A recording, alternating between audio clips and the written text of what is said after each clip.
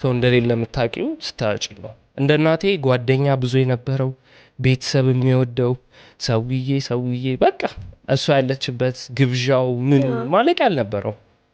ግን ልክ ያላትን ስታጣ ሰው በሙሉ ከዙሪያዋ ጠፋ። በጣም እናቴ በጣም ነው የምወዳት። እናቴ ምን ያህል እንደምወዳት ልነግርሽ የምወዳት ብዙ ሺህ ምክንያቶች አሉ ብዘረዝራቸው ማለት ነው። ግን ላይክ እንደኔ እናት ናት። ሌሎቹም የሌላ ማንኛውም እናት እንደኔ እናት ናት። ስሜ አብለኔ ዳዊት ይባላል። የሰዋሰው ዲዛይን ሲኢኦ ወይም ዋና ስራ አስፈጻሚ ነኝ። 25 ዓመቴ ነው። እና ያው ሰዋሰው ዲዛይን ኢኒሻሊ የእናቴ ቢዝነስ ነበር። እናቴ ብዙ ዓመት በፊት ነው ሰዋሰው ዲዛይን የጀመረችው። ስሟም ሰዋሰው ነው። እና ያው ብዙ ዓመት እሷ በራት ልብስ ምናምን በቀሚስ በጣም ትታወቅ ነበር። አክቹአሊ ብዙ የዲዛይን ትምህርት ቤቶች ምናምን ላይክ ኢትዮጵያ የፋሽን ሂስትሪ ላይ ሜንሽን ትደረጋለች ሁሌ። በጣም ብዙ ስራ ነው የሰራችው። እና ግን ያው ብቻዋን ነበረች ድሮ። እና እሷ አርቲስት ናት እና ቢዝነስ እና አርት የተለያየ ነገር ነው። እና ግን ብቻ በተለያዩ አጋጣሚዎች ቢዝነሱ መሀል ላይ ቆሞ ተዘግቶ ነበር። እና ያው በዛ ምክንያት በጣም ብዙ ፈተና አይተናል። ግን በኮቪድ ሰዓት ኮሮና ሲገባ አካባቢ ገብቶ የተወሰነ ጊዜ ሆኖት በቃ ስራዬን ለቅቄ ወጥቼ የመጨረሻ ደሞዜን ይዤ ከእሷ ጋር ሀብለን ጀምረን አሁን ደግሞ ጥሩ ቦታ ደርሰናል። በጣም ደስ ይላል። እኔም ባለፈው ካወራ ነው እና ደግሞ ያው ትንሽ ከተለያየ ቪዲዮዎች ባየሁት በተረዳሁት በጣም ብዙ ውጣ ውረድ ነበረ ያሳለፍከው፣ በተለይ በጣም በያንጌጅ እና እኔም በትንሹ ባየሁት በጣም ኢንስፓይሪንግ የሆነ በጣም አስተማሪ የሆነ ጀርኒ ነበር ያለ። መጀመሪያ ጊዜ ቻሌንጅ ሳጋጥማችሁ የነበረው ቢካዝ ባለፈው ሜንሽን እንዳደረክልኝ የሆነ አሪፍ ላይፍ ስታይል ነበራችሁ እና ከዛ ነው ኮምፕሊትሊ ሁሉም ነገር የተለዋወጠባችሁ። መጀመሪያ ላይ ምን ይመስል ነበር ህይወታችሁ? ከዛስ የነበረው ለውጥ ኤቭሪቲንግ እስቲ በዛ ላይ ኔት። ኦኬ ያው ልጅ እያለሁ በጣም ትዝ የሚለኝ እናቴም በጣም ሰክሰስፉል ሰው ናት። አባቴም በሙያው ሰክሰስፉል ሰው ነው። በጣም የተመቸ ህይወት ነው ያው የምናውቀው ከልጅነታችን። ከዛ በኋላ ያው የእናቴ ቢዝነስ ቻሌንጅ እየገጠመው መጣ። ከዛ ብዙ ነገር ተደራርቦ ነው የተፈጠረው። ሱቋም በሰዓት የነበረችበት ህንጻው ተሸጠና ከነበረችበት የሚታወቅ ሎኬሽን መውጣት ነበረባት። ማምረቻ ነበራት፣ እሱ ፈረሰ። እንዳጋጣሚ ሆኖ ልክ እሱ ሊሆን ሲል ከባንክ ብድር ወስዳለች ልስራ ብላ። እና ነገሮች ያው አንዳንዴ ህይወት ላይ ያው ካለፈ በኋላ ነው ለምን እንደተፈጠረ የሚገባሽ። ግን ሳታስቢው በቃ የምታውቂው ነገር ሁሉ ብትንትን ብሎ ታገኘዋለሽ። እና እናቴም ሰፊ ቤት ውስጥ የምትኖር መኪና የነበራት ምንም አይነት የገንዘብ ችግር ያልነበረበት ኢንቫይሮንመንት ውስጥ የነበረች ሰው ናት። እና ቢዝነሱ ክራሽ ሲያደርግ በመሰረቱ የነበረንን ነው ይዞ የሄደው። መኪና ተሸጠ፣ ንብረት ሁሉ አጣ ነው በሙሉ። ግን ከዛም ብሶ ደግሞ በቃ ኔጌቲቭ ውስጥ መግባታል። አንዳንዴ ዜሮ ጥሩ ነው፣ ግን በቃ እዳ መሸፈን የማይችል እዳ ሆነ እና ብዙ ሞከረች መልሳ ቀና ለማድረግ። ስንት ዓመት ነበር አንተ በዛ ሰዓት ላይ? ኤግዛክት ዓመቶቹ ትዝ አይለኝም፣ ግን ሃይ ስኩል ተማሪ ነበርኩ። በዛ ሰዓት ላይ የሚፈጠረውን ነገር እንዳለ ታውቅ ነበር? አዎ፣ 9ኛ ክፍል አካባቢ ልጅ እያለን ይህን ታሪክ ከዚህ በፊት አውርቻለሁ። እናታችን ሁሌ የምትወስደን ፒዛ ቤት ነበርና አንድ ቀን ልጆች ዛሬ እዚህ አይደለም የምንበላው ብላ ሌላ ቤት ሄድና ፊቷ ላይ ያን ቀን በቃ የሆነ ነገር እንደተለወጠ እየተለወጠ እንደመጣ ሴንስ ሳደርግ ትዝ ይለኛል። እና 8ኛ ክፍል ወደ 9ኛ ክፍል ምናምን መሄድ ስጀምር በቃ በጣም ብዙ ቻሌንጆች እየመጡ ነበር ያኔ። ለ7 ዓመት ሜቢ ወደ 8 ዓመት እናቴ አክቹሊ ወደ 7 ዓመት አካባቢ ታገለች ብዙ። ግን ከዛ ህይወት ወጣ ከአፓርትመንት መከራየት ወደ ኮንዶሚኒየም ባለ 2 ባለ 1 ካውንት ዳውን ነበር። ከዛ ስቱዲዮ እና መጨረሻ ላይ ስቱዲዮ ኮንዶሚኒየም ውስጥ እንኳን ለመኖር ቻሌንጅ ሰው እንደሌለ የምታውቂው ስታጪ ነው። እንደ እናቴ ጓደኛ ብዙ የነበረው ቤተሰብ የሚወደው ሰውዬ በቃ እሷ ያለችበት ግብዣው ምን ማለቅ ያልነበረው ግን ልክ ያላትን ስታጣ ሰው በሙሉ ከዙሪያዋ ጠፋ። በሷ የነበረ መተማመን ሁሉ ጠፋ። ከታለንትድ ዲዛይነር ወደ እቺ እብድናት እስከ መባል ድረስ ለሙያዋ እሷ ዴዲኬትድ ሆና ይህን ስራ እንደገና እንሰራዋለሁ እያለች 7 ዓመት ምናምን ስትታገል ታዋቂዋ ሰዋሰው ወደ በቃ ሰዋሰው ሲባል ድርጅታችን ሲጠራ የእዳ ምልክት በቃ እናቴ ቤተሰብ ጋር ሁሉ ስትደውል አላነሳ ማለት ሰዋሰው ዲዛይን ተብሎ ሲወራ የውድቀትን ምልክት አረገው ቤተሰብ። እኛ እንኳን እንደ ልጅ ቤተሰብ ሲመክረን እንደዚህ አትኑ ሰዋሰው ዲዛይን እና እንደዚህ አላል እንደዚህ ሆኖ መቅረት አለ መባል እና እናቴ ግን ሁሌ ታወራልኝ ነበር። እሷ ህልሟ ባለፈውም ብዬሽ ነበር ከጊዜ በኋላ የተረዳሁት ነገር ኦፍ ኮርስ እኔ ቢዝነስ ከዜሮ አንስቼ ጥሩ ቦታ አድርሻለሁ። ግን እዚህ ሁሉ ውስጥ ጠንካራዋ ሴት እናቴ ናት። ምክንያቱም ከዛ ከለመደችበት እንደዛም ወድቃ ፈገግታ ካፏ አይጠፋም። ሁሌ የምታወራን አንድ ጊዜ አረሶም አከራይ ያው እንዳለን እንዳያቅ መብራት አጠፋፍተን ቤት ውስጥ ተቀምጠን ነበር ጸጥ ብለን። አንዳንድ ቀን እናቴን ስገባ እንዲህ በአንሶላ ውስጥ ቲቪ እያየች አያታለሁ። መብራቱ ብርሃን ወደ ኋላ እንዳይወጣ ወደ ውጭ እንዳይወጣ እና እዛ ውስጥ ሆና የምታወራኝ አብዬ አንድ ቀን በቃ ፋሽን ሾው እናቀርብና ምናምን ታያለህ መድኃኒዓለም ሁሉን ነገር ያስተካክሏል ትለኝ ነበር። እና የእሷ ብርታት ለእኔ በልጅነቴ ፐርፐስ ሰጠኝ።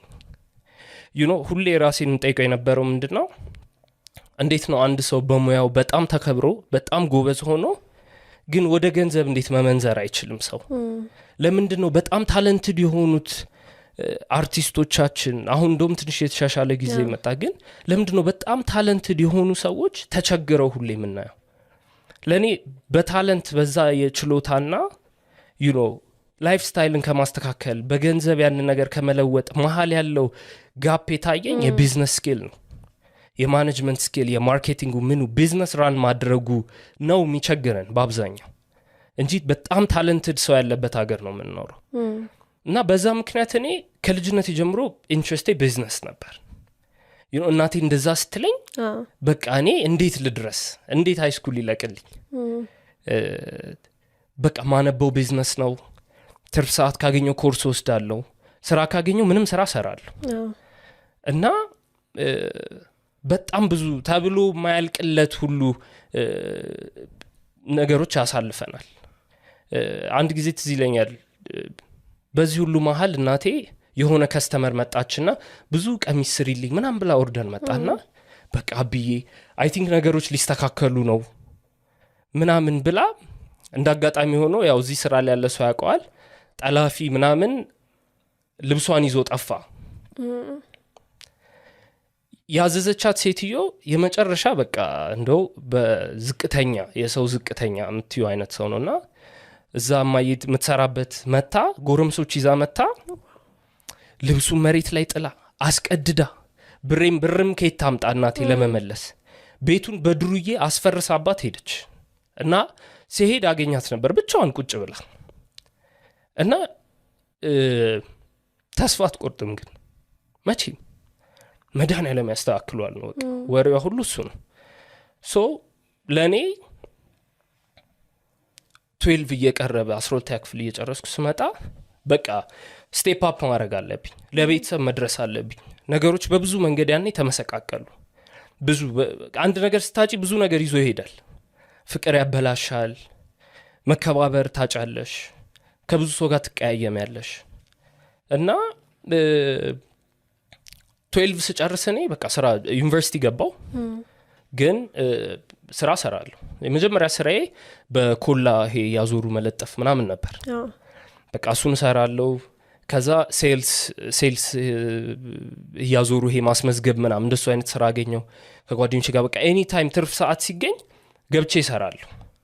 ከዛ ግን የኔ ሁሌ አቲቲዩድ የነበረው ያው እድሜ ትንሽ ነበር ሁሌ የምገባበት ነገር ሁሉ ግን I didn't care like ለኔ ልክ የሆነ ቦታ ገባና እነዚህን ሁሉ ሰዎች በስራ መብለጥ እችላለሁ የኔ አስተሳሰብ። የፈለገ ስኪል ባይኖረኝ ትምህርት ባይኖረኝ ጩጬ ነው መስሎ በተቻለ ሱሪ እንትን ሸሚዝ ወጥፌ ምናምን እንገኛለሁ ግን ያው ያስተዋውቅብኛል። ግን ሁሉ ሰው ስራውን ይሰራና ማድረግ ያለበትን ከዛ ልክ ፋታ ሲያገኝ አሁን ቢሮ ውስጥ ምንም ሳይ ያው ፊልም ማየት ምናምን ልክ ስራ እንዳለቀ የት ነሽ ምናምን ተባብሎ እኔ በዛ ሰዓት ወይ ኮርስ እየወሰድኩ ነው ወይ የሆነ ነገር ያነበብኩና ያው በጣም ውስጤ የተጠራቀመ ኃይል ነበር ነገሮችን የማስተካከል እና በስራም ቶሎ ፕሮግሬስ አደረኩኝ። ሶ ያው ሁሉ ነገር እየተደራረበብህ የትምህርትህም አለ ገናም ያንግነህና እንዴት ነው ያው ሁሉ ነገር እያለ ልትቀጥል የቻልከው ወይ እንድትቀጥል ያደረገ ነገር ምን ነበረ?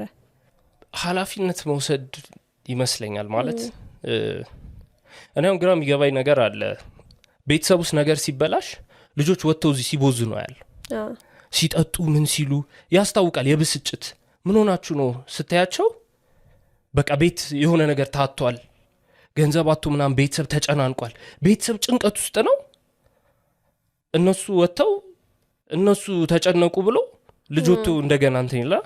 ለኔ እኔ ነበርኩ እኔ ነኝ ማድረግ ያለብኝ ይሄንን የሚል ስሜት ነበርኝ ምክንያቱም ማንም አያደርገውም በቃ አየሁት ነገር አካሄዱ በጣም መጥፎ ነው እና በምንሄድበት ፔስ ከቀጠልን የሁላችንም መጨረሻ አያምርም ነበር እና ለኔ በዛ መሃል በቃ እንዳልኩሽ ይሄ አሁን አንዳንድ ሰው የሚጠይቀኝ ነገር አለ ልጅ ነህ አሁን ጨዋታ አይሸውድህም? ማይ ጋድ አስቤው አላቅም አይደለም ራሴን ሊይዘው ወደ ኋላ እንደዚህ ነገር ከማድረግ አስቤው አላቅም።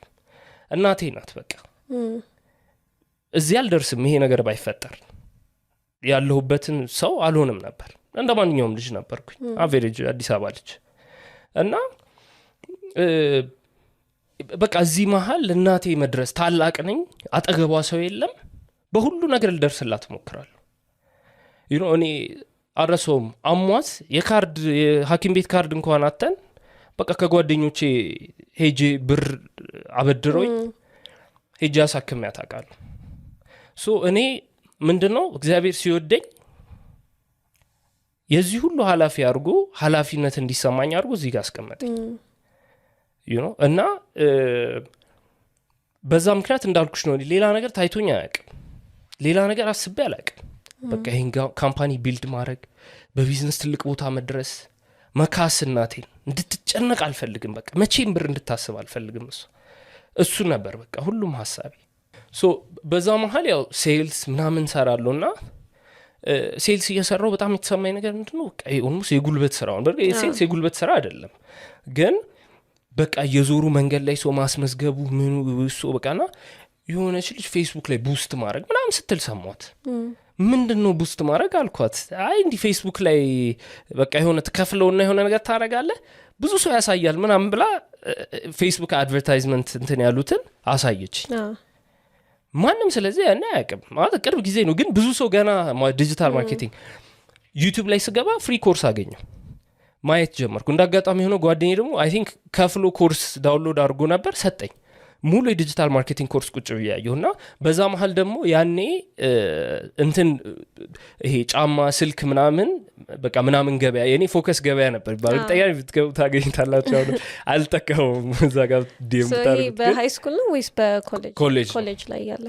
ኮሌጅ ነው እና ዩኒቨርሲቲ የመጀመሪያ ዓመት ያለው ማለት ነው እና በቃ ጫማና ስልክ ኦንላይን አሻሽጣለሁ ያው ሱቆች ሄደን እናናግራለን ያኔ ተወሰነ እንደዛ እናርግ ነበር ተበልቶ ሙሉ እንትኑ ሳይል ድረስ ቴሌግራም ቻናል ምናምን ትከፍቻለሽ ሄደሽ ጫማ ቤቶች ይሄ ደበቅ ያሉ ጫማ ቤቶች ምናምን ብዙ ሰው ማያቸውን እንደ ራስሽ ሱቅ አድርገሽ እንትን ታያለሽ ሰው ሲደውሉ ከስተመር እንልካለን ኮሚሽን ይቀመጥልናል በቃ እሱን በጣም እሰራለሁ ክፍል ውስጥ ሆኜ ሁሌ ስልኬ በቃ እንትን እንዳለ ነውና በዚህ ሁሉ መሃል ደግሞ ዩኒቨርሲቲ የነበርኩኝ ትንሽ አመፀኛ ነኝ የሆነ ማየው ነገር ትክክል ካልሆነ ገብቼ ማስተካከል ስሜት አለኝና ዩኒቨርሲቲም እያለሁ አንዳንድ ነገር አልተመቸኝና ተወዳድሬ የስቱደንት ካውንስል ቫይስ ፕሬዚዳንት ነበርኩኝ እና ያኔ ምክትል ፕሬዚዳንትም ነበሩ ክላስም ነበረ ሴልስ ሰራለሁ እንደገና ጫማ ስልክ ምናምን አሻሽጣለሁ ከዛ በኋላ ያ ጫማ ስልክ ምናምን የማሻሻጡን ስኪል ሄጄ የማርኬቲንግ ኤጀንሲ አንድ ነበርና ገብቻ አናገርኳቸው ሉክ ይሄው ፌስቡክ ተጠቅሜ አድቨርታይዝ ያርኩ ምናምና ዲጂታል ማርኬቲንግ ቲም ነበራቸው እዛ ፓርት ታይም ስራ አገኘው እና እዛም ፓርት ታይም ስራ አግኝቼ እንግዲህ ይሄ ምናልባት ሰከንድ ይር ገባው አሁን እንደዛ ሲል ፓርት ታይም ከክላስ ውጪና እንደዛም ሆኖ እዛም ከቢሮ ነው ያልወጣም እስከ ማታ 3 ሰዓት 4 ሰዓት ወይ የሆነ ነገር እየሰራው ነው ወይ የሆነ ነገር ራሴን ለማስተማር እየሞከርኩ ነው እደፍራለሁ አልችልም ብዬ ወደ ኋላ ምለው ነገር የለም ቦታ ያልነበረም አሁን ብዙ ነገር እዛ የሆነ ስትራቴጂ ያውጡ ለሆነ ብራንድ ምናምን ይባልና ይመጣል ማታ የሱ አይነት ብራንድ ኦንላይን ገብቼ የውጭ ሀገር ኬስ ስተዲ ያለው ምን ያለው ከኛ ሀገር ጋር የሚመሳሰለው ህንድ ማርኬት ምናምን ገብቼ ምናምን ያውና ስትራቴጂ ምናምን አውጥቼ እንደውም ማረሰው ቀን አንድ ጊዜ እኔና አለቃዬ እሷ ያወጣችው ስትራቴጂና እኔ ያወጣሁት ስትራቴጂ ተለያየ በእሷ ስትራቴጂ አላመንኩም ትንሽ ወይኔ መቼም ካየችው ትንሽ የሰነፍ ስራ ሆነብኝ እሷ ስራ ማብዛት ሆነ ያንተ ብለው ወደ ኋላ ያዙኝ ሲኦ ፊት ፕሬዘንቴሽን ሊቀርብ ሲል ላፕቶፔን ይዤ ሄጄ ሰካሁት እዛ የስራ ኮምፒውተሬን ይዤ ሰክቼ አቀረብኩ የራሴን በዛ በመጨረሻ ሰዓት ላይ ማለት እና ሲኦ ወዶት ግን በቃ ይስተካከል ምናምን ብለው እንደዚህና በጣም ሰራ ነበርና third year በመገባበት ሰዓት ኔትወርክ ማድረግ በጣም ወዳለሁ ሰው መተዋወቅ ከሰው ምክር መጠየቅ ትልቅ ሰው ይሄ እንትና ባለቤት ነው ምናምን ከተባልኩኝ መንገድ ላይ አኖይንግ ነኝ በቃ ሄጄ ማንንም አላሳልፍም ትልቅ ሰው ካየው ማከብረውን ሰው ካየው ሄጄ ይቅርታ አብለን ይባላልው እንደዚህ ምናምን ብዬ በቃ አወራቸዋለሁና አንድ እንደዚህ ትልቅ ሰዎች የሚገናኙበት ቦታ እንደው ያለ ቦታዬ ነው ሾልኬ እዛ ቤት ምገባው ሁሌ ግን እቀመጣለሁ ላፕቶፔን ይዤ እና ይሄ እንትና ባለቤት ነው ምናምን ሲል እንዳጋጣሚ አክስቴም እዛ ተሰራ ነበር ታስገባኛለች ሄጄ ተዋወቃቸዋል እንዳጋጣሚ ሆኖ ያኔ አንድ ከተማችን ያው በጣም የተከበረ ሰው ተዋወቅኩኝ እና እኔ እንደዚህ ቢዝነስ አዲስ ቢዝነስ እየጀመርኩ ነው ምናምን አለኝና እኔ ዲጂታል ማርኬቲንግ ሰራለሁ ምናምን ብየው በቃ ማማከር አለ እንደዚህ ብታረኩ በፌስቡክ ብታስተዋውቁት ብራንዱን ምናምን ከዛ ተጨማሪ ሐሳብ ማምጣት ጀመርኩ ኮል ሴንተር አልነበረውም እኛ ሀገር ሰው ድምጽ ካልሰማ የፈለገ ዲጂታል ብታስተዋውቀው ገብቶ ፎርም ሞልቶ ምናምን ሳይን አፕ አያረግም they need to hear a voice ምናምንና በኋላ ላይ ተማሪም እንደሆንኩ ያኔ አያውቅም ነበር ኦኬ ሳትናገር እኔ በቃ ሰራለሁ ቫይስ ፕሬዚዳንት ነው ትንሽ ክላስ ቀታለ እዛ መሃል ደውሎ ለምን ማርኬቲንግ ማኔጀር የማርኬቲንግ ኦፊሰር የካምፓኒው አትሆንም ተባልኩኝ እና እኔ ያኔ ምን ማለት ያው ዲጂታል ማርኬቲንግ ለምጃለሁ ከዛ ውጭ ያለው ነገር ብዙ አላውቀውም ኢንትረስቴ ስለነበር ስለ ማርኬቲንግ አነባለሁ ስለ ብራንዲንግ አነባለሁ ግን ከዛ ውጪ እንደዚህ አይነት ነገር ማኔጅ ማድረግ ኤክስፒሪየንስ ኖሮኝ አያውቅምና ያ በህይወቴ በስራ እንደዛ ከባድ ጊዜ አሳልፌ አላውቅም እና አለቃዬ ጠራኝና ቲቪ ማስታወቂያ ፈልጋለሁ ሬዲዮ ማስታወቂያ ፈልጋለሁ ቢልቦርድ እንደዚህ አያት አደባባይ እንትን አደባባይ ፈልጋለሁ ምናምን ብሮሹር ፕሪንት እንዲደረግ ፈልጋለሁ የሆነ የኮርፖሬት ዲሎች አሉ እነሱን እንድታናገር በህይወቴ ሰምቼ ማላቃቸው ነገሮች ናቸው በህይወቴ አሁን ቢልቦርድ አሁን ምን እንደሆነ አውቃለሁ ግን ያኔ ቢልቦርድ ሰው ሲሰቅል ቢልቦርድ የሚሰቅል ድርጅት ነው ያለው የብረት ድርጅት ያለው ፕሮሰስ በዛ ላይ ምንም ታውቀው ነገር አልነበረ ቲቪ ላይ ሲተላለፍ ቲቪ ስቴሽኑ ነው ፕሮግራም ሰዎች you have to imagine ሳታቂስ ጋር እኮ አታቂም በቃ ዜሮ ላይ ነኝ እና ለዛ ላይ ኤክስፔክት ያደረጉት ሁሉም ነገር እንደምታውቀው ሁሉን ነገር እንደማላቅ ገብቷቸዋል ግን I was very committed በጣም committed ነኝ ዴድላይን ከሰጠሽኝ ተአምር ይፈጠራል እንጂ ከዛ ዴድላይን አልፍ በቃ አገር ገልብጬም ቢሆን ጉዳይ ጨርሳለሁ እና ያኔ ይሄን ማድረግ ትችላለህ ይለኝ ነበር አለቀና አይውና ማድረግ ማልችለው ነገር የለም እላለሁ ፈገግ ብዬ እና ይስቀና ዲሊቨር ብታረግ ነው የሚሻል ብሎኝ ይሄዳል ማለት ይሄ ተማምነን ባህል ግን እንትን I delivered በጣም እናቴን በጣም ነው የምወዳት እናቴ ምን ያህል እንደምወዳት ልነግርሽ አልችልም እምወዳት ብዙ ሺህ ምክንያቶች አሉኝ በዘረዘራቸው ማለት ነው ግን ላይክ እንደኔ እናት ናት ሌሎችም የሌላ ማንኛውም እናት እንደኔ እናት ናት እኔ ትላንት ስራ አስቀምጣለሁ የሚመስለኝ እኔ እሷ የምትጠቀምበት ምናምን ነው ይመስለኝ አዝነከውም አንቺ አንድ ብር ነክታ አታውቅም ከኔ ብር ላይ ሌላው ይቅር ልንገርሽ አንድ ነገር ማለት ነው እኔ አናጽ እየሰራን እንዲህ ከጣሪያ ከመመታቱ ፍርግርግ ምናምን እየመታን እያለ ከላይኛው ዋናው ቋሚ ማለት ነው ቋሚ ዘንጉ እሱ ለካ በደንብ አልተመታም። እኛ እዚህ ጋር ሞራል እየመታን እያለ ከላይ ያለው ተነቅሎ ወደቀ ማለት ነው። ያ ወድቆ እኔ ላይ ከላይ ከጣሪያ ወደኩኝ። የዛኔ ጉዳት ደረሰብኝ። ያ ጉዳት ደርሶብኝ ሐኪም ቤት ገብቼ ምናምን በጣም ብዙ ወጪ ነው ያወጣችሁ ማዘር። ገብቶሻል? የላትም በሌላት ላይ ነው እንግዲህ የምታወጣው። ኖሯት አይደል? ኖሯት ብታወጣ ይሶኬ ግን የላትም ምንም የላትም። ከሰው ተበድራ ምናምን ነው ለካ ስታወጣ የነበረውና ያወኩት ባይገርምሽ አሁን ቅርብ ጊዜ ነው። ኦኬ 1 ብር ከኔ ሳትነካ እሷ ለኔ ተበድራ አሳክማኝ ምን ብላ ምናምን ሰላም ሀገር ሰላም ነው ብዬ እኔ ከኔ ላይ ተወስዷል ብዬ ምናምን ስራዬን ጀምሬ ድጋሚ እየሰራው ምናምን የሆነ ጊዜ አሁን ለመኪና ውስጥ ጠይቃት ሁሌ ትጽፋለች የቀን ገቢው ማለት ነው። ዛሬ እንዲህ ደብተር አላት። ደብተሩ ላይ ነው የምጽፈው። ደብተሩ ላይ የምጽፈው ሳየው 1 ቀን ጎሎ አያውቅም። ታውቂያለሽ? የ1 ቀኑም ሂሳብ ጎሎ አያውቅም። የጻፈችው ሁሉ ሲደመር ያ ነው ብሩ። በጣም ገረመችኝ እናቴ። ገብቶሻል አይደል? እናት የልጇን ስኬት ነው የምትፈልገው። እናት የልጇን የነገ እንዴት ብዬ ልግለጸው? እናት የልጇን ስኬት፣ የልጇን የነገ ብርሃን ተስፋ፣ የልጇን ማግኘት፣ የልጇን እረፍት ያንቺ አምሮብሽ ማኖ ማየት የምትፈልገው የሆነ የራስሽ የሆነ ቋሚ የሆነ ስራ ሰርተሽ ጥሩ የሆነ ህይወት እንድትኖሪ ነው የምትፈልገው። እናት ናት ላንቺ ቀና አስተሳሰብ ያላት። እናት ናት ላንቺ የተሻለ ደረጃ እንድትደርሺ አብራሽ ምጥረው በቃ አብራሽ ምትሆነው እንጂ እኔ አሁን ይሄን የተናገርኩት ለመሰለሽ 59000 ብሩ ባይኖረኝ ኖሮ አላዛር መኪና አይገዛም ነበር። ኦኬ የሆነች ነገር አንድን ሰው አሁን ለምሳሌ አንቺ አሁን አንድን ባለሀብት ብር ስጠኝ ብትዩ አይሰጥሽም። ገብቶሻል? ለምሮም አይሰጥሽ። ምክንያቱም አላየማ የሆነ ነገር ይዘሽ አላየም፣ የሆነ ነገር ሰርተሽ አላየም። ግንስ 20,000 ብር አለኝ 20,000 ብር ጨምርልኝና እንዲህ አይነት ቢዝነስ ልስራ በደስታ ነው የሚያደርገው። ለምን 20,000 ብሩን እንዳመጣሽው ቀጣዩን 20,000 ብር ማምጣት እንደማይከብድሽ ያውቀዋል። ስለዚህ የሚዘራው ገንዘብ የሆነ ዝም ብሎ ደረቅ ድንጋይ ላይ አይደለም፣ የሆነ የለመለመ መሬት ላይ እንደሆነ ይገባዋል። ነገሬ ፍሬ ይሰጠኛል ብሎ ያስባል። በባዶ እጅ እኔ መኪና ግዙልኝ ብል ማንኛውም ሰው ይስቅብኛል እንጂ አያደርግልኝ። ግን የዛኔ ያንን ገንዘብ ማዘር ሴፍ ስላደረገች ለእኔ ተስፋ ሆነኝ። በስንት ነበር የገዛው ያን መኪና? ያቺ መኪና ስገዛት ኦልሞስት 200,000 ብር አካባቢ ነው የፈጀው። አጠቃላይ ዳማስ ናት። ግን ስንሸጠው ኦልሞስት አሪፍ ነው። ከ2 ዓመት በኋላ ወደ 300 ምናምን 345,000 አካባቢ የሸጥ ነው። ያንን የሸጥኩበት ምክንያት እኔ ኖርማሊ እንዳልኩሽ ነው። ሱሴን አጥብቤያታለሁ አልኩሽ። ላቆም ስል ነው መኪና የገዛሁት። መኪና ስገዛ ጀመረ ማለት ነው። አሁን ገንዘብ ማግኘት ጀመርኩ። መጀመሪያም ላቆም የነበረው ስላጣው ነው። እያጣው አለቀ ብሩ ምናምን። እንዲህ ሱስ በጣም አስቀያሚ ነገር ነው። አንቺ አሁን በጣም እየመጣልኝ ያለው ለካ የዛኔ ያሳለፍኩት ነገር። እኔ ወልባ አጥቼ መቀፈል ጀምሬም ነበር። መቀፈል ጀምሬ ያለው ከአንድ ሰው አንቺ አሁን ትላንት አብሬ ስትሰሪ ስታደርጊ የሚያቀሽ ሰውዬ እባክህን ወንድሜ ለዚህ ነገር ፈልጌ ነው። ሰበብ እኮ ነው። ብዙ አይነት ሰበብ እየደረደርሽ ገንዘብ መቀበል አይደብርም? ኧረ እሱ ይገርምሻል እንዴ።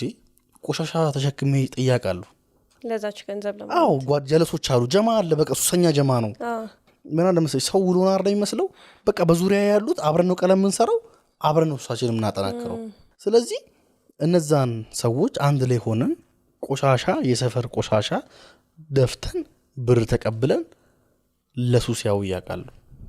በዚህ ሰዓት ላይ ከእናተ ለመቀበልም ምንም እንትን አላልኩም። እናቴ አታውቅም። ኦኬ አሁን ትልቁ ነገር ምን መሰለሽ ሱሰኛ መሆኔን እናቴ ያለማወቋ።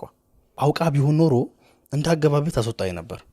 ባወቀሽ ቅስፈትን ያስወጣችኝ። አሁን እናቴ መኪና ይዤ ነው ያወቀችው። መኪና ከያዝኩ በኋላ በቃ በጣም ተደራጀ። ሱሴው በጣም ገዘፈ። ሐላል ወጣ። በቃ ድሮ ተደብቀሽ ምናምን ታደርጊው ነገር አው ማን ስለኔ ምን ያገባዋል? ማንስ ምን ባደርግ ምን ያገባዋል? ወደሚል ስሜት ትገቢያለሽ። ማን እኔ ያርለው እንዴ ለራሴ ያለውት ማን አለል ስለኔ ወደሚለው ነገር ገባንና ያን ነገር ማድረግ ጀመርኩ። ስለዚህ በጣም መረን ወጣው። በጣም ከታሰበው ውጪ ሆንኩኝ። ሰዎችን በቃ በአሁን ሰዓት ላይ በቃ አስቀያሚ ባህሪ የሚባለው ደረጃ ላይ ደረስኩ። የዛኔ ግን ማዘር አውቃ ነው የምልሽ አውቃ እንደሌላው ሰው አንተ ሱሰኛ ሂድ ከዚህ ምናምን የሚባል ነገር የለም። ያው ነው ባህሪው አልተቀየረም።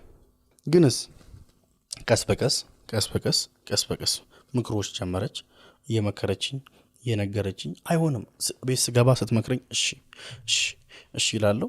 ያ ረጅም ጊዜ ከኔ ጋር ቆይቷል። ገብቶሻል አይደለ? ስወጣ እዛው ነኝ። አሁንም ቤት መጣለሁ እንደዛው። መጨረሻ ላይ ምን አደረገች መሰለሽ? ትልቁ የማዘር ውሳኔ ነው የምልሽ። እንደ አጋጣሚ ሆኖ ያው እግዚአብሔር ፕላን አለው ብዬሻለሁ። እንደ አጋጣሚ ሆኖ ማዘር ቤት አገኘች። ቤት ስታገኝ በብድር ቤት ስታገኝ በመሃል የሚጎል ብር አለ። የብድሩ ለፋዘር የተመቻቸለ ብድርና ለኔ እንትን የቤቱ አሁን መገዛው ቤት በመሃል ላይ ጋፕ አለው። ጋፑን ለመምራት በቃ መኪናው ሸጥ ተባለ። መኪናው ተሸጠ። ከዛ ያ ተሞላ፣ ቤቱ ተገዛ። አሁን አላዛር ድጋሚ ወደ ምን ተመለሰ? ወደ ባዶነት። ስራ የለውም፣ ምንም ነገር የለውም፣ ቁጭ ነው የሚለው እዛው ሱሱ ላይ ማለት ነው። ስለዚህ ማዘር ምን አደረገች? ወንድሜ ጋር ላከች። እንዴት አድርጋ? ሲሜን ተቀብላ። እቺ ነው ትልቁ ውሳኔ ማዘር። ሲሜን ነው ወሰደችው። ምን መሰለች? ሲሜ ማለት ሁሉ ነገሬ ማለት ነው። እነዚህ ከጎን የነበሩትን ጀማው የምታገኙ በዛ ሲም ነው። ሲሜ ከሌላ አያገኙኝም። ካልደወሉብሽ አትወሰቦችም። ምን መሰለሽ? አሁን እኔ ሱሰኞችን የእነሱን ስሜት ልንገርሽ። አንዳንድ ሱሰኛ መውጣት እየፈለገ መውጣት ማይችልበትን ምክንያት ልንገርሽ።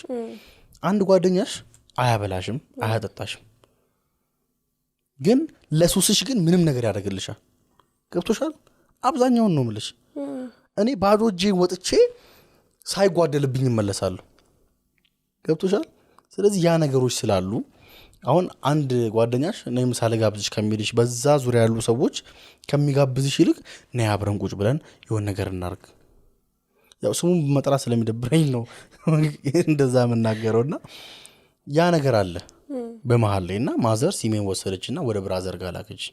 ብራዘር ደግሞ የጸሎት ሰው ነው፣ ጥሩ ነው፣ በቃ ጥሩ ሁኔታ ላይ ያለ ሰው ነውና በጣም ደስ በሚል ሁኔታ ያውቀዋል። እሱም ትላንት በዛ ነገር ውስጥ ያሉ ሰዎችን ስለሚያውቅ ምናምን ያውቀዋል ስሜቱን። ስነጫነች ታግሶ ሲደብረኝም ና እያለኝ ስራ ሰጥቶኝ በስራ ውስጥ ወጥሮ ይዞኝ የተለያዩ ስራዎችን አምጥቶብኝ መኪና የዛኔ ገና መኪና የመንዳት ስላለቀቀኝ መኪና አለው መኪናውን ሰጥቶኝ በቃ ነገሮችን ነፃ አድርጎብኝ እንደ ፍላጎቴ አድርጎ ሳላስበው ከውስጥ ይወጣ። ግን ከማዘር ሲሜን ተቀበላ ብራዘር ጋር ከሄድኩ ቀን ጀምሮ እስከ ዛሬዋ ቀን ምንም ነገር አድርጌ አላውቅም። ስለዚህ እግዚአብሔር ይመስገን። በጣም ነው ደስ የሚለው። በጣም የሚያስተምር ላይፍ ኤክስፔሪንስ ነው ያለህና ይሄ አሁን እስካሁን ድረስ ምንም ነገር ሞክረህ ምንም ነገር አታውቅምና እዚህ ስትመጣም ራሱ ምንም ወደዛ እንድትመለስ የወሰወሰ ወይ ደግሞ ላይክ ይሄ ቻሌንጂንግ ፓርቱ ማለት ነው ገንዘብ እስኪመጣልህ ድረስ እስከ ዩቲዩቡ እዚህም ስትመጣ የምታውቀው ሰው አልነበረም፣ ብቻህን ያለኸውና ወደዛ ራሱ እንድትመለስ ምንም የገፋፋ ነገር አልነበረም? ምንም ጭራሽ የገፋፋኝ ነገር የለም። ኦልሞስት ከውስጤ ነው የወጣው። እዚህ ስመጣማ ጭራሽ ገረመኝ እንጂ እዛ ነገር ውስጥ መቀመጤ ገረመኝ። አስቢው፣ አሁን ለምሳሌ የኔ አስተማሪ ኮሜዲያን እሸቱ ነው። ኮሜዲያን እሸቱ እኔን እያስተማረ ስለ ኮሜዲያን እሸቱ እያንዳንዱ ነገር እያወቅሽ ስለሱ አናኗር፣ ስለሱ ሰክሰስ፣ ስለሱ እያንዳንዱ እርምጃ እያወቅሽ አንቺ ቁጭ ብለሽ እዛ ጋር ሱስ ምናምን ስትይ አሁን ሼም አይደለም? በጣም ሼም ነው። ባይገርምሽ እኛ ሀገር ላይ በጣም የሚገርመኝ ነገር አሁን በተለይ አዲስ አበባ ላይ ራሱ ሰው ቁጭ ብሎ ሱሰኛ ሲሆን በጣም ነው የሚገርመኝ። ምክንያት ምን መሰለሽ? በጣም ብዙ የተማሩ ሰዎች አሉ፣ በጣም ብዙ የተሳካላቸው ሰዎች አሉ። ከነዛ ከተሳካላቸው ሰዎች ጋር እንዴት ለኔ ይሳካልኝ የሚለው ነገር ነው የሚያስጨንቀው? ወይስ ደግሞ ቁጭ ብለሽ ጀዝበሽ አንድን ነገር የራስሽ ህልምን ፈጥረሽ በዛ ህልም ውስጥ መኖር ነው የሚቀለው? ጭራሽ ነው ያስጠላኝ። አዲስ አበባ ስመጣ ተመልከቺ፣ እነ ዳዊት ድርምሲን ተመልከች፣ እነ ማን ያዘዋል እሸቱን ተመልከች፣ ኮሜዲያን እሸቱን ተመልከች። ትላንት የት ነበር? ዛሬ የት ነበር? ሃው ገብቶሻል አይደል? ለምን እንዴት አዲስ አበባ ቁጭ ተብሎ ሱሰኛ መሆን በጣም ከባድ ነው። ክፍለ ሀገርስ እንደዚህ አይነት ነገር ስለማታቂ ነው። በቃ በሆነ ስራ ውስጥ የሆነ ገንዘብ አግኝ እንጂ ከዛ ገንዘብ ውስጥ ያንን ገንዘብ ለመጠቀም ጣሪ እንጂ ሱሰኛ የመሆን አለመሆን ራሱ ይከብድሻል ክፍለ ሀገር ላይ። ምክንያቱም ረጅም ጊዜሽን ቁጭ ብለሽ ነው የምታሳልፊው። ረጅም ጊዜ ስራ ከሌለሽ ያው አብረሽ ነው ያደግሽው፣ አብረሽ ነው ምን ያልሽው ምናምንና ትተዋወቂያለሽ። ከነሱ ጋር ድድ ማስጣት ነው የሚሆነው። አዲስ አበባ ላይ ግን ለዓላማ መተሽ ለህልም መተሽ ቁጭ ብለሽ ያንን ነገር ማድረግ ራሱ በጣም ከባድ ነው። ጭራሽ ነው የተጸየፍኩት። ለዛ ነው ያላደረኩት። ምንም ቻሌንጅ አላደረገኝም። አቆምኩኝ እግዚአብሔር ይመስገን። ይኸው አይምሮዬ ራሱ በሰለ። እዛ ነገር ውስጥ በሆን ኖሮ እንደዚህ የውሳኔም ሰው አልሆንም። ያ ስሜት ማለት ለራሱ ተገዥ ነው የሚያደርግሽ። ለራሱ የለም በቃ ከሱ ውጪ ወደ ውጪ እንድትይ ነው የሚያደርግሽ። አትችይውም ስሜቱን መቆጣጠር። ገብቶሻል? ልማድ ስለሆነ አይምሮሽ ተቀብሎታል። ስለዚህ ያንን ልማድ ከውስጤ ከወጣ በኋላ ጭራሽ ነው በቃ ወደ ውስጤ እንዲመለስም አልፈልግም። አይኑን ማየትም አልፈልግም። ወላውን የሚያመኝ ነው ይመስለኝ ራሱ። እግዚአብሔር ይመስገን።